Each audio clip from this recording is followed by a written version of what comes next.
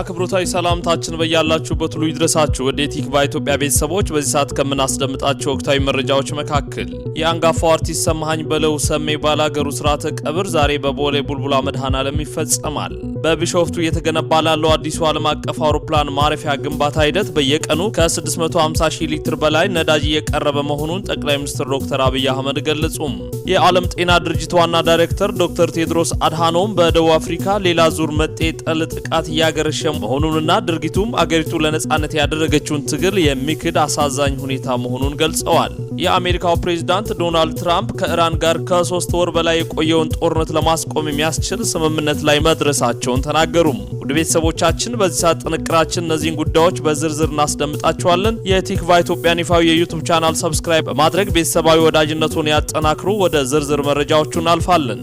አንጋፋው አርቲስት ሰማሃኝ በለው ሰሜ ባላገሩ ስርዓተ ቀብር ዛሬ በቦሌ ቡልቡላ መድኃኔዓለም ይፈጸማል። አንጋፋው የሙዚቃ ተጫዋች ድምፃዊ ሰማሃኝ በለው ሰሜ ባላገሩ ባደረበት ህመም ምክንያት በሕክምና ሲረዳ ቆይቶ ህይወቱ ሊተርፍ አልቻለም። ከባህል ድምፃዊነቱ በተጨማሪ የዜማና የግጥም ደራሲ የሆነው ሰማሃኝ በለው ከመደበኛ በላይ የሆነ ውፍረቱ ይህ ነው የተባለ የጤና ችግር እንዳልፈጠረበት ከአንድ ዓመት በፊት ተናግሮ ነበር። ከቅርብ ጊዜ ወዲህ ደግሞ ውፍረቱን ለመቀነስ በተለያዩ የሕክምና ዘዴዎች ሲከታተል የቆየ ሲሆን ጥሩ ለውጥ እያመጣ መሆኑንም ከሰሞኑ በማህበራዊ ሚዲያዎች ላይ ሲገለጽ ቆይቷል። ሰኞ ሰኔ 8 በርካቶችን ባስደነገጠና ባልተጠበቀ ሁኔታ ህይወቱም በህመም ምክንያት ከዚህ ዓለም በሞት መለየቱም ተሰምቷል። የመጨረሻ ሰዓታቱን በተመለከተ ልጆቹን ዋቢ አድርጎ የገለጸው አቻሬ ሚዲያ ሰኞ ሰኔ 8 ጠዋት የድካም ስሜት ተሰምቶት በልጆቹ አማካኝነት ወደ ሆስፒታል በሚወሰድበት ወቅት ግን ወንበር ላይ ዘንበል ያለ ሲሆን ሆስፒታል ደርሶ ከገባ በኋላም ብዙ ሳይቆይ ህይወቱ እንዳለፈ ገልጿል። በአማራ ክልል መዲና ባህር ዳር ተወልዶ ያደገው ድምፃዊ ሰማሃኝ በለው ገና በ14 ዓመት ታዳጊነቱ በባህር ዳር ህፃናት ክፍል በመቀጠል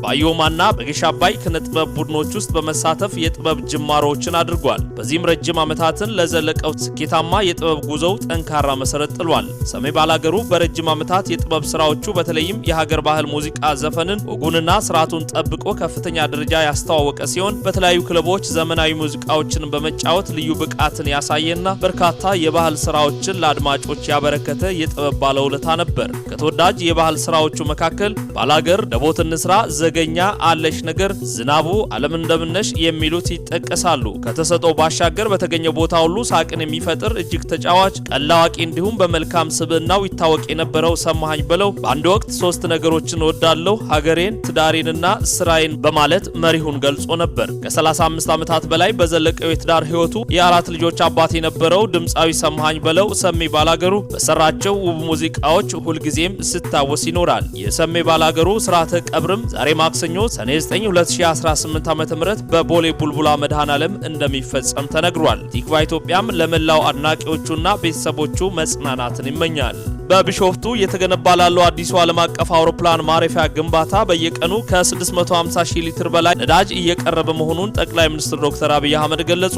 ጠቅላይ ሚኒስትሩ ከፌደራልና ከሁሉም ክልል ርዕሳነ መስተዳድሮች ጋር በመሆን ግንባታውን በጎበኙበት ወቅት እንደገለጹት ይህ ፕሮጀክት በኢትዮጵያ ታሪክ ትልቁ ብቻ ሳይሆን በሳይዙ በሰው ኃይሉና በሚያንቀሳቅሰው ሀብት በአፍሪካ ደረጃም ቢሆን ትልቁ ነጠላ ፕሮጀክት ነው ብለዋል። ፕሮጀክቱ የሀገሪቱን የልማት ጉዞ አዲስ ምዕራፍ ላይ የሚያሸጋግርና ኢትዮጵያውያን ትልቅ ነገሮችን ለምና ማሳካት እንደሚችሉ ለዓለም የሚያሳዩበትም ነው ብለዋል። በግንባታው ላይ የሚታየውን ሰፊ እንቅስቃሴ ጠቅላይ ሚኒስትሩ በዝርዝር ገልጸዋል። በማብራሪያቸው ግንባታው የሚካሄድበት በ30 ኪሎ ሜትር ራዲየስ ውስጥ መሆኑን ከ8000 በላይ ሰራተኞችና ከ3800 እስከ 4000 የሚጠጉ ማሽነሪዎች እንደሚንቀሳቀሱበትም ተናግረዋል። በየቀኑም ከ650 ሺህ በላይ ነዳጅ ለማሽኖች እንቅስቃሴ መቅረብ እንዳለበትና በ10 ቀን ውስጥ ከ6.5 እስከ 7 ሚሊዮን ሊትር ነዳጅ እንደሚደርስም ጠቁመዋል። የፕሮጀክቱን አመራር ሂደት በሚመለከት ጠቅላይ ሚኒስትሩ ሲያብራሩ ነዳጁን ማቅረብ፣ ማሽነሪ ማቅረብ፣ መኪናዎችን ማቅረብ፣ ይህንን መኪና መተላለፍ ማኔጅ ማድረግ ደግሞ ሲስተም ይፈልጋል። ከሲቹዌሽን ሩም ሰርቹዋሊ በድሮንስ በእያንዳንዱ መኪና እንቅስቃሴ ኮንትሮል ይደረጋልም ብለዋል። የድሮኖችን የስራ ክንዋኔ በተመለከተም እያንዳንዱ ድሮን የሚንቀሳቀሱ መኪኖችን ብቻ ሳይሆን አንደኛው መኪና ከየት ተነስቶ የት እንደሚቆም ስንት አፈር እንደሚሞላ በቀን ምን ያክል ጊዜ እንደሚሞላ ሁሉ ኢሜጅ እየወሰዱ ያን እያስተሳሰሩ ሪፖርት ያቀርባሉም ብለዋል። በአገር ደረጃ ኤርፖርቱን መስራት ብቻ ሳይሆን 4000 መኪና ማኔጅ ማድረግ በቀን ምን ያክል የአፈር ብዛት ከየት ተነስቶ የት ጋር እንደሚያርፍ ማወቅ በራሱ ኦፕሬቲንግ ሲስተሙን በደንብ መረዳት ለአመራሮች በጣም አስፈላጊ ነገር ነው ሲሉ አብራርተዋል። በኢትዮጵያ ቀደም ሲል የነበሩ ፕሮጀክቶች መዘግየቶችና ለተጨማሪ ወጪ መዳረግ ምክንያት የነበረው የአመራር ችግር ለመቅረፍ በዚህ ፕሮጀክት ልዩ ትኩረት መደረጉንም ገልጸዋል። ፕሮጀክቱ አይሳካም የሚሉ ወገኖች መኖራቸውን የጠቀሱት ጠቅላይ ሚኒስትር ዶክተር አብይ አህመድ ለእነዚህ አካላት በሰጡት ምላሽ ብዙዎች አትችሉትም፣ ገንዘቡም አይገኝም፣ ስራውን መምራት አይሆንላችሁም፣ ይህን የሚያክል ግዙፍ ነገር ለምን ታስባላችሁ የሚል ምልከታ ያለው እሳቤ ሲያራግቡ ይሰማል። እውነታቸውን ነው። ከነሱ አንጻር አይገባንም፣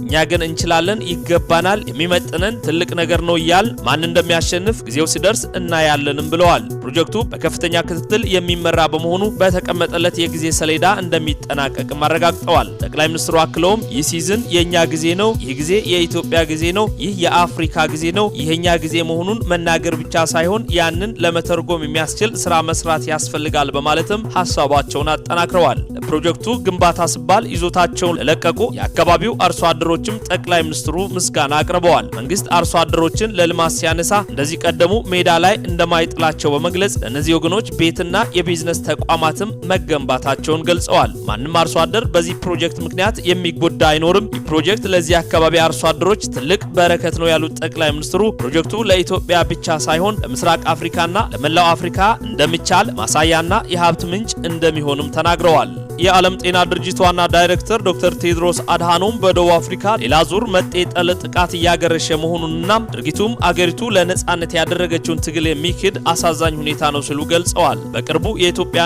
የሞዛምቢክ ዜጎች ሕይወት ባጭሩ መቀጠፉንም በምሳሌነት በማንሳት ማውግዘዋል። ሆኖም የደቡብ አፍሪካ መንግስት ዶክተር ቴድሮስ አድሃኖም በሰጡት አስተያየት አለመደሰቱን ገልጾ ለዜጎቹ ሞት ማዘኑን ግን ምክንያቱ መጤጠልነት ሳይሆን ከተደራጀ ወንጀልና በምርመራ ላይ ካሉ ጉዳዮች ጋር የተያያዘ ነው በማለት አስተባብለዋል። በሀገሪቱ ውስጥ ስደተኞችን የሚቃወሙ ሰልፎችና ጥቃቶች መከሰታቸው ቢዘገቡም መንግስት ዜጎች ግን በእጃችን በማስገባት እርምጃ እንዳይወስዱ እያስጠነቀቀ ይገኛል። ስጋት የገባቸው እንደ ጋናና ናይጄሪያ ያሉ ሀገራት ግን ዜጎቻቸውን በማስወጣት ላይ ይገኛሉ። የአሜሪካው ፕሬዝዳንት ዶናልድ ትራምፕ ከኢራን ጋር ከ3 ወር በላይ የቆየው ጦርነትን ለማስቆም የሚያስችል ስምምነት ላይ መድረሳቸውን ተናግረዋል። ፕሬዝዳንቱ ከእስላማዊ ሪፐብሊክ ጋር እያደረግን የነበረው ስምምነት አሁን ተሟልቷል ሲሉም በትሩዝ ሶሻል ማህበራዊ ድረገጻቸው ላይ አስታውቀዋል። ትራምፕ ስምምነቱን ተከትሎ የአሜሪካ ባህር ኃይል ዘግቶት የነበረውን የኢራን ወደብ እንዲከፍት ያዘዙ ሲሆን መርከቦችም ያለምንም ክፍያ በወሽመጥ መጓዝ እንደሚጀምሩ ተናግረዋል። የዓለም መርከቦች አሁን ሞተራቸውን አንቀሳቅሱ፣ ነዳጅ መፍሰሱን ይቀጥል ሲሉም ተናግረዋል። ሁለቱን ሀገራት ስታደራድር የነበረችው ፓኪስታን በጠቅላይ ሚኒስትሯ ሼህባዝ ሻሪፍ በኩል ባወጣቸው መግለጫ በተከታታይ ከተደረገው ንግግር በኋላ በዩናይትድ ስቴትስ ኦፍ አሜሪካና የኢራን እስላማዊ ሪፐብሊክ መካከል ስምምነት ላይ መደረሱን ስናሳውቅ በደስታ ነው ብለዋል። ጠቅላይ ሚኒስትሩ ሁለቱም ወገኖች አሁኑኑ ሁሉንም ግንባሮች ሊባኖስን ጨምሮ ቋሚ የሆኑ ወታደራዊ ዘመቻዎችን ለማቋረጥ መስማማታቸውን ገልጸዋል። የፊርማ ስነ ስርዓቱ አርብ ሰኔ 12 በስዊዘርላንድ ይካሄዳል። ጠቅላይ ሚኒስትሩ ሻሪፍ ሁለቱ ሀገራት ጦርነት ለማስቆም ዲፕሎማሲያዊ መንገድን ለመፈለግ ላሳዩት ቁርጠኝነት እናመሰግናለን ብለዋል። ለድርድሩ አስተዋጽኦ ያደረጉ ነው ያሏቸውን ኳታርን፣ ሳውዲ አረቢያንና ቱርክን ጨምረው አመስግነዋል። ከስምምነቱ ላይ በመደረሱ በዚህ ሳምንታት ተከታታይ የሆኑ ስብሰባዎችን እናዘጋጃለን። ይህ የቅድመ ትግበራ ውይይት ዝርዝር ነገሮችን ለመነጋገርና ለይፋዊ ፊርማ ስነ ስርዓት መሰረት የሚጥል ነው ሲሉም ተናግረዋል። ኢራን በበኩሏ በምክትል የውጭ ጉዳይ ሚኒስትሯ ካዜም ካርባባዲ በኩል ሁለቱ ሀገራት ከስምምነት ላይ መድረሳቸውን አረጋግጠው አርብ እንደሚፈራረሙም ተናግረዋል። ከአሁን ጀምሮ በሁለቱ ግንባሮች የሚደረጉ ወቅታዊ ዘመቻዎች ሊባኖስን ጨምሮ እንደሚቆሙ ለሀገር ውስጥ መገናኛ ብዙሃን ተናግረው አሜሪካ ወደ ኢራን ወደቦች የሚደረግ እንቅስቃሴ ላይ የጣለችውን እገዳ እንደምታነሳም አስታውቀዋል። መረጃው የቢቢሲ አማርኛ ነው። ውድ የቲክቫ ኢትዮጵያ ቤተሰቦች ለእሳቱ የያዝንላችሁ መረጃዎች ይህንን ይመስሉ ነበር። ከሰዓታት ቆይታ በኋላ በሌሎች አዳዲስ ጉዳዮች እንመለሳለን። የተወዳጁ ቲክቫ ኢትዮጵያን ይፋዊ የዩቲዩብ ቻናል ሰብስክራይብ በማድረግና የደውል ምልክቷን በመጫን ቤተሰብነቱን ያጠናክሩ። ሰናይ ቆይታም